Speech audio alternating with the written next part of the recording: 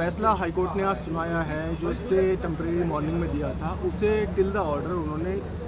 Extend कर दिया। Self remain stay जो ऑर्डर का है सर, क्या जो टेम्परेरी स्टे किया, जो ऑनरेबल ईडी कोर्ट का जो ऑर्डर आया था बेल ऑर्डर अरविंद केजरीवाल जी का, उसको चैलेंज करते हुए ईडी हाई कोर्ट में आई, सुबह मेंशनिंग किया और कोर्ट ने कहा कि आज हियरिंग के दौरान हम उस नीचे वाले ऑर्डर को स्टे करते हैं। अभी आर्ग्यूमेंट क्योंकि बहुत लंबी ईडी की इंटेंशन ये है कि भी किसी भी तरीके से ये जो रिलीफ मिला है ये एग्जीक्यूट ना हो, तो उस इंटेंशन को जाहिर करते हुए आज बहुत लंबी आर्गुमेंट हुई और कोर्ट ने उनको पूरा टाइम दिया। इसलिए दिया क्योंकि उनका मेन ऑब्जेक्शन ये था कि ईडी कोर्ट ने 2 दिन आर्गुमेंट सुनी जो कि नाकाफ़ी थी। वो हो सकता है और लंबी आर्गुमेंट करना चाहते हो, तो आज उन्होंने एट लेंथ 2 घंटे तक आर्गुमेंट की। हमारी सबमिशन भी कोर्ट ने सुनी और कोर्ट ने बेल एप्लीकेशन जो कैंसिलेशन की पिटीशन है उसको तो जुलाई फर्स्ट वीक के लिए रख दिया है, 10 जुलाई के लिए, लेकिन जो स्टे मांगा है स्टे एप्लीकेशन को डिसाइड करने के लिए तय किया है कि बाई मंडे और ट्यूसडे तक उस पर कोई ना कोई कोर्ट ऑर्डर देगी। उस ऑर्डर के अकॉर्डिंगली अरविंद केजरीवाल जी कब बाहर आएंगे ये तय होगा। तो अभी फिलहाल जो निचली अदालत का आदेश है वो स्टे ही कोर्ट ने रखा हुआ है। जब तक ये बेल एप्लीकेशन जो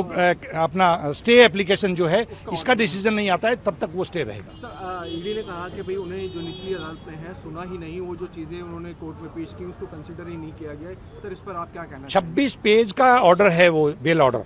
और उस बेल ऑर्डर के अंदर हमने डिटेल में वो सब चीज़ें सबमिशन जो ईडी की दी गई थी, ईडी ने जो भी डॉक्यूमेंट दिया था वो रिलेवेंट या इररिलेवेंट डॉक्यूमेंट जितने भी हैं वो उस ऑर्डर के अंदर रिफ्लेक्ट हो रहे हैं, वो हमने कोर्ट को दिखाया। सर मनोज सिंह भी साहब पेश हुए केजरीवाल जी की तरफ से, उन्होंने कहा हमारी तरफ से केजरीवाल साहब कोई टेररिस्ट नहीं है, अगर वो बेल पर बाहर आ जाते हैं तो ईडी को कोई प्रेजुडिस होने वाला नहीं है। क्या उनका कहने का मतलब था? कहने का मतलब ये है कि ये बेल तय हुई है,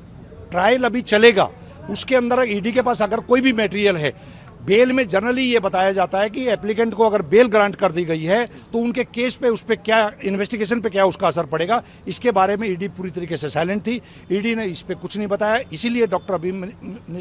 सिंघवी साहब ने कहा कि वो इलेक्टेड चीफ मिनिस्टर हैं, ऑलरेडी इंटरिम बेल पे 21 दिन के लिए बाहर आए थे, उन्होंने बाद में सरेंडर भी किया है, वो कोई टेररिस्ट नहीं है, वो इलेक्टेड रिप्रेजेंटेटिव के तौर पर अपनी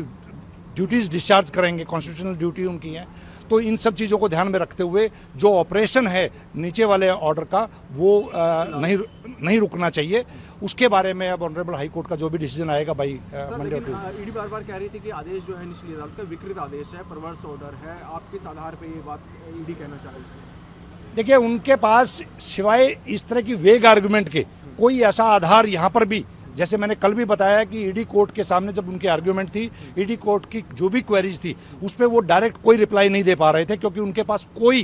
अरविंद केजरीवाल जी के खिलाफ कोई एविडेंस नहीं है, कोई उनके पास सिवाय अप्रूवर के स्टेटमेंट्स के, और वो भी ऐसी स्टेटमेंट जो 8-8, 9-9 बार स्टेटमेंट कुछ और हैं और लास्ट स्टेटमेंट कुछ और है। इसके अलावा ना कोई रिकवरी है, ना एफआईआर में अरविंद जी का नाम है, ना अरविंद जी का कहीं पर किसी तरह की किसी एलिगेशन में वो कनेक्ट कर पा रहे हैं। इसी तरीके से वेग आर्गुमेंट उनकी यहाँ पे